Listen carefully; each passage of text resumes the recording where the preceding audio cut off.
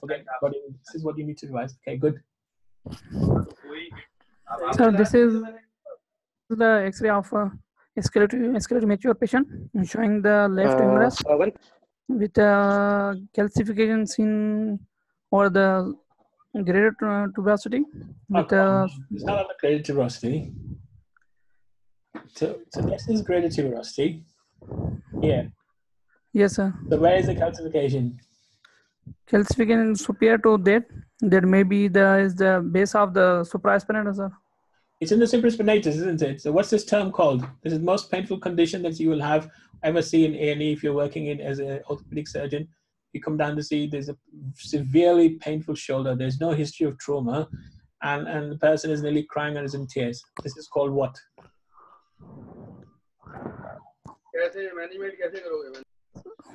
What is this called? Calcific tendinitis. Have you ever heard of tendinitis? Yes, sir. How are you going to treat calcific tendinitis? Sir, calcific tendinitis, we mostly give the analgesic and rest, and it mostly resolves. No, the patient is going to be in tears when you send him like that. So there is a specific management for these patients. You have to give them a local steroid injection directly. If you have ultrasound guided injections, that's even better. But what you need to do is you need to give the pain complete rest by giving them local anesthetic, which will work for about 4 hours, and by needling it while you're putting the steroid and local anesthetic, it will leak out all the calcium and it will be absorbed, so they get pain relief. If they don't resolve or the symptoms come again, you need an arthroscopic decompression. Okay, you need to clean this up with an arthroscope, but initially when they come in, you need to put a needle in there, put a steroid in there, and a local anesthetic, give them symptomatic relief. Okay. So I asked yesterday on the forum and nobody wanted to reply to me. What is the role of injection in shoulders?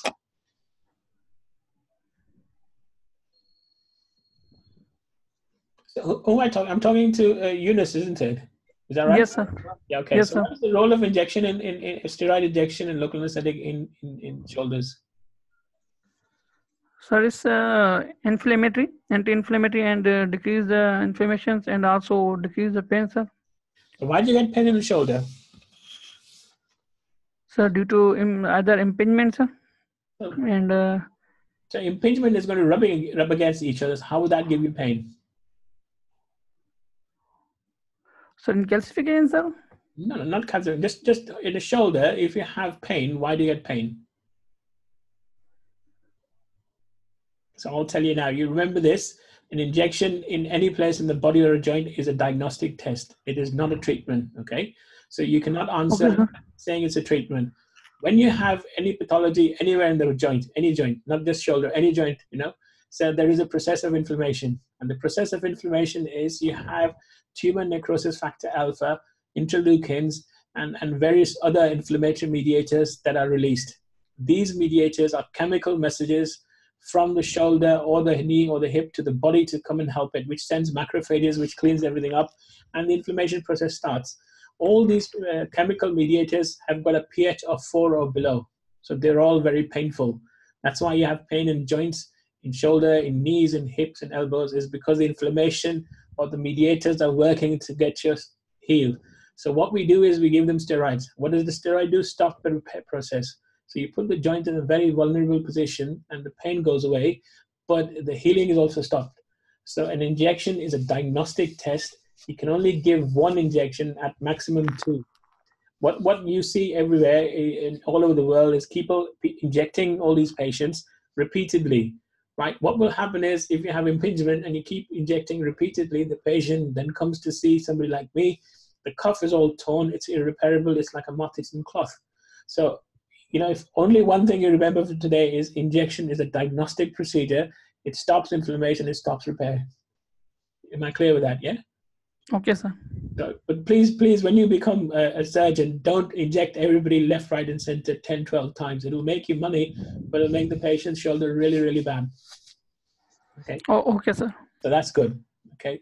So, okay, we want to play with this. I think it's a difficult topic, but if you want to play, we'll play dislocation now. Do you want to play? So this is a dislocated shoulder, yeah? So the history is, this is a... let me give you the history. This is a 21-year-old who has had recurrent dislocation after falling off from a stage when he was dancing and he fell off and he dislocated his shoulder. Now he dislocates every second or third day. So this is a patient with recurrent dislocation. How are you going to manage a recurrent dislocation? Sir, I will first of all take a detailed history. Okay. And clinical examination of the patient. What, sorry? And the examination of the patient, clinical examination of the patient. What do you want to know in the history first? First of all, I will ask about the when first time it was dislocated. Good. And after how much time it was dislocated. No, so and what dislocation, you will also ask what was the severity of the injury. Why is that important? Sir, because with severity, we can also have an idea how much soft tissue have been damaged. No. It will tell you whether this was a multi-directional instability or a real traumatic dislocation, doesn't it? So if the severity of the injury is very trivial or very small and the patient dislocated by, saying, abducting the hand or trying to reach for a light switch or something like that, then that means the person has got joint laxity.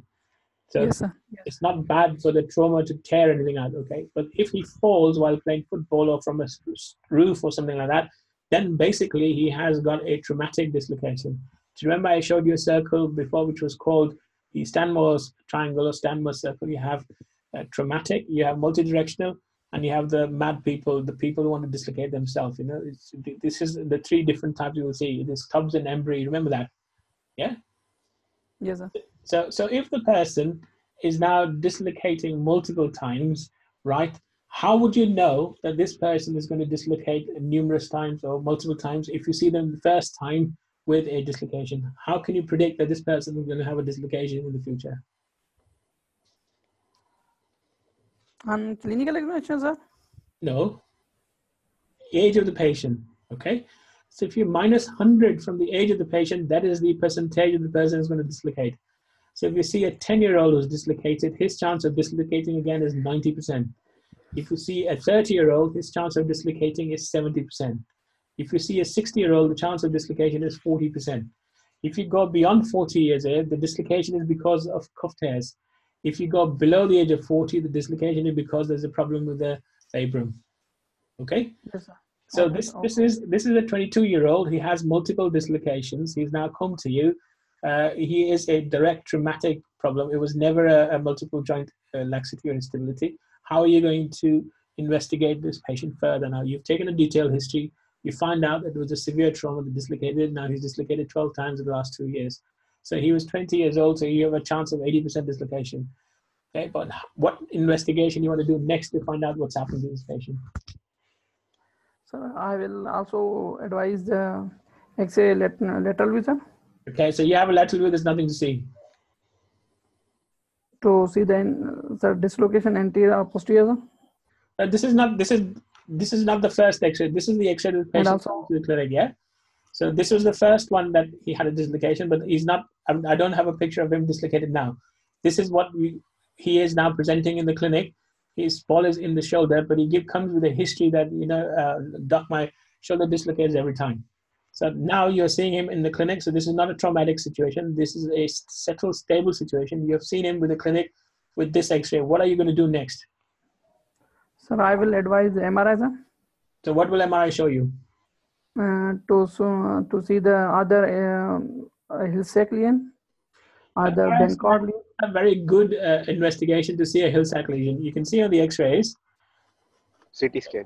You can see something like that, but the MRI scan is not a good indicator for showing you Hill-Sachs lesion. What else can you see on an MRI scan? West point view and striker notch view कराएंगे पहले और internal relation view of the shoulder, AP internal relation. So that's very good. Yeah. And then CT scan. So you would like to do an MR arthrogram only if you feel that this is a multi-directional instability because you want to know the volume of the capsule, okay? But if it's not a multi-directional, you think it's a traumatic one, then you need to do a CT scan, okay? What will the CT scan show you? It will show the glenoid bone loss or humeral head bone loss. Very good. So it will either show you a Hill-Sachs lesion or it will show you a Boni-Bankart. Boni-Bankart, yes. Okay, these are the two things you're going to see. So who am I talking to now? Am I still talking to Yunus, is it? Dr. Javed, sir. Okay. Robin does. So Yunus, are you happy with Dr. Javed to continue from here, or do you want to still? Yes, sir. You want to continue? Sure. Yes, sir. Okay, so Javed, you can tell me now. So you want to do a CT scan, right? Yes. So you're looking for a Bankart, or are you looking for a Hill-Sachs lesion? Okay. So Yes. I think I have something here next. What am I looking at? This is a glenoid bone loss. You sure?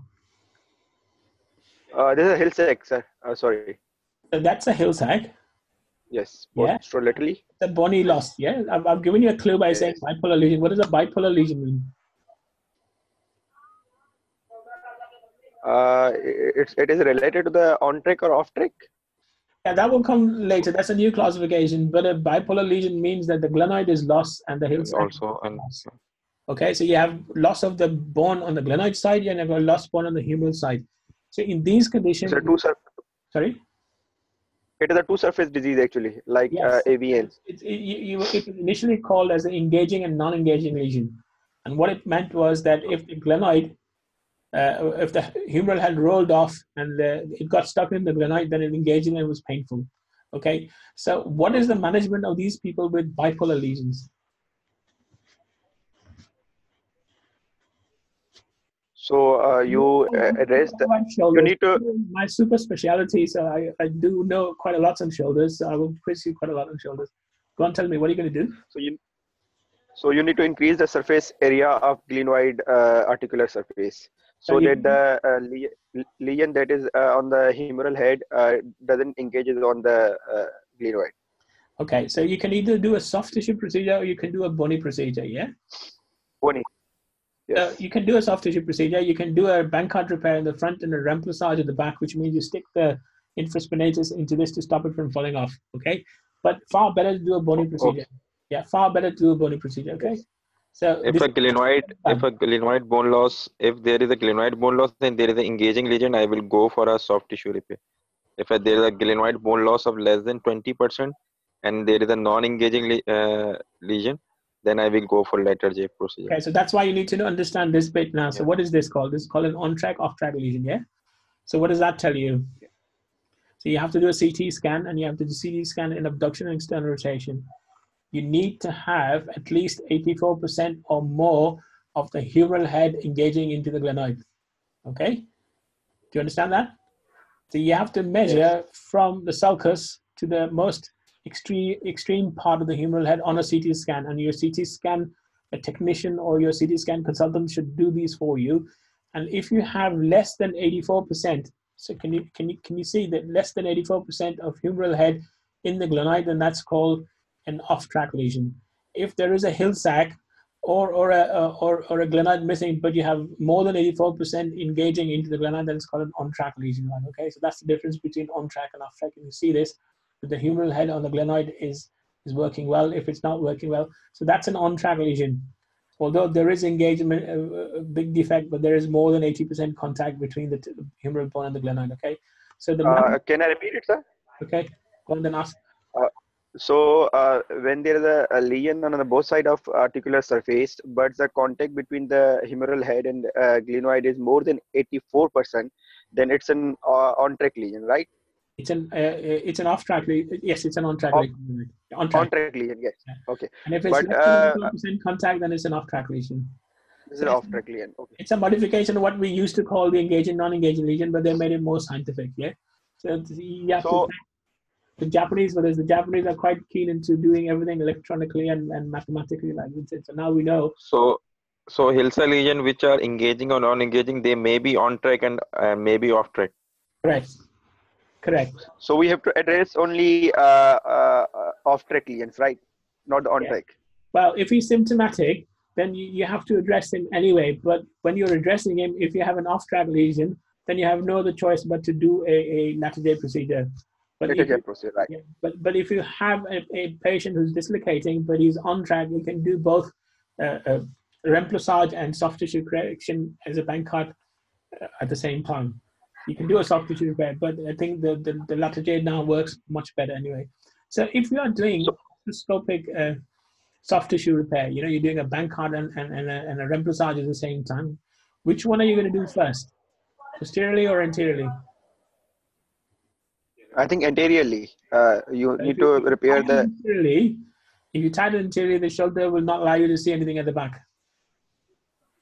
You put all your anchors front and back without tightening them. And once you've done that, then you tighten posterior first and then tighten anterior afterwards. But I think it's easier to do lateral isn't it? It's very complicated to understand that. So this is even a better picture of it. So you've got to have 83% of glenoid left, and it should be engaging not in the hill side to allow you to make a decision, okay? And this is even a better picture. So I've gone mad on this, like okay. So this is a slide to remember. So if you have a glenoid defect less than 25% and it's on track, then you do an arthroscopic Bankart repair. Okay. If you have a glenoid defect which is less than 25%, but it's an off-track lesion, you have to do both. You have to do anterior Bankart and you have to do a remplissage. So the key is the glenoid defect. If the glenoid defect is more than 25%, whatever the situation is, you have to do a lateral. If the glenoid defect is on track, off track, 25% more, you do a lateral. So in my practice, I do Bankart repairs if there is less than 25% of glenoid and it's an on-track lesion. All these three, I do a lateral. Okay. So for me, doing a remplissage is very cumbersome. It takes a long time. I can do it, but the whole place is full of water. The tissue is swollen, and I might not completely repair it. So I don't take the risk anymore. I just do lateral for all three cases. But if it's an on-track, i.e. a non-engaging lesion, and the glenoid defect is less than 25%, I will do a Bankart repair. Do you understand this? Everybody's happy? Yes, sir. A bit complicated, but trying to understand it. Okay, the answer in the exam is if the person has recurrent dislocation, has got a hill sag lesion and a bony Bankart, I will do a lateral. That's it. Straightforward answer. Okay. Okay, so a simple, straightforward answer. So we won't be repairing the labrum, right? If you have a glenoid defect, no. But if we have a labral defect along with the Hill-Sachs lesion, So that is you can. less than. If you have no glenoid defect or less than 25% defect, then a Bankart repair. Even if you have a hill sag lesion. Yeah? How about? But everything else you do a lateral. Okay. Keep it simple. Don't complicate it. Okay. So in the exam, you tell them if there's a glenoid defect and it's an engaging lesion, I will do. If it's not an engaging lesion and it's less than 25%, I will do soft tissue repair. Everything else, I will do a lateral. Okay. Excuse me, sir, one question. Yeah. Sir, in evaluation of this patient, do we need an MRI to diagnose for the soft tissue Bankart lesion? No. Because if you have a hill sag and you have a glenoid deficient, do you not think that the Bankart is gone? That's why the patient is dislocating, isn't it?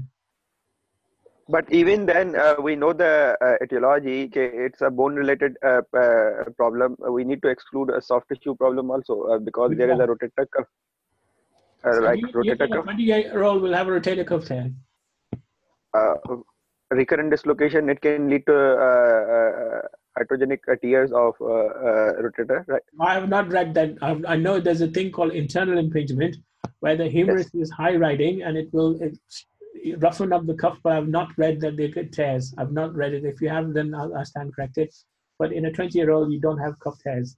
So you have to be 40 or above to actually have a traumatic cuff tear. The cuff is so strong that it will break something. The supraspinatus will be pulling off the tuberosity, something like that, but it won't just dislocate. The cuff is too strong to tear. So if you see a person with multiple dislocation, you will do a CT scan to see the bony defects, such as the glenoid and the bony Bankart, and you will do an MR arthrogram if your diagnosis is a multi-directional stability because you need to know volume. So MR arthrogram, not MRI scan, but MR arthrogram to see the volume, okay? But if you want to know that it is a Bankart lesion with a bony Bankart and a glenoid defect, then you have to do a CT scan to quantify your defect, yeah? And if you have a good radiologist, he will also tell you whether it's an on-track or off-track, because mine does. Mine tells me that it's an on-track or an off-track lesion. Okay. So can we do ultrasound? Sorry? Just a screening tool ultrasound for rotator cuff status before proceeding for the bony You reconstruction. can do an ultrasound for the cuff if you want to, but I can reassure you that at that age they don't tear. And Okay, if you do open them, you're going to do an open procedure as a lateral adjacent TED, and when you're opening it, you're going through the subscap, but you can actually see the supraspinatus, whether it's torn or not. You can see it directly also. But yes, to be on the safe side, you can do an ultrasound to tell you whether the cuff's torn or not. In the exam, Dr. Sufyan asks in the shoulder dislocation, what is the definition of on-track and off-track lesion? How will you? So I have tell him that in the CT scan, in the maximum external and abduction, the amount of head in the glenoid, or should I more specific, the head which is in the glenoid, it is more than 80%, or the glenoid cavity which is covering the head is 84%. What is this? So you need to tell them that if the glenoid defect is about 25%, and if it's more than 84% of the glenoid is allowing the humeral head to track, so 80% or more is allowing the humeral head to track in it, then that's an on-track lesion, but it has to have a Hill-Sachs lesion. So with a Hill-Sachs lesion and possibly a bony Bankart, if more than 85% of your head is tracking into the glenoid, then it's an on-track lesion. If less than 80% of your glenoid is humeral head is tracking in the glenoid, it's an off-track lesion. Okay, fine. Okay, so what type of Latarjet's procedures do you know, and how would you do a Latarjet? There are two procedures. It's the old one, that's a Bristol Latarjet, in which you transfer the bony coracoid process over the anterior inferior rim of glenoid, and the other one is a modified one in which you give a triple effect by transferring the coracoid along with the conjoint tendon at the anterior inferior aspect of the. That is called the Latarjet Bristol procedure, but nobody does that anymore. Okay, so Yes. we transfer always the coracoid with the soft tissue, which is the conjoint. Yes. Why do we do that? To do the to give the triple effect stability, like we are giving a bony surface to glenoid, and by adding a conjoint tendon, we're giving soft tissue We are stability. making an off-track lesion into an on-track lesion by adding more bone. On-track lesion. Okay. Yes. Do you understand that? Yes. By putting a Yes. coracoid into it, we're making an off-track lesion to an on-track lesion. Okay. We are allowing the humeral head now to. Actually, the name is very misleading. On track, we are taking meaning of on track is it's a bad lesion, but it's actually it's a good lesion. Good. Yes. Okay. So I have lost my. Just give me a second. Let me come back. I think I've lost my PowerPoint presentation. Just give me a minute.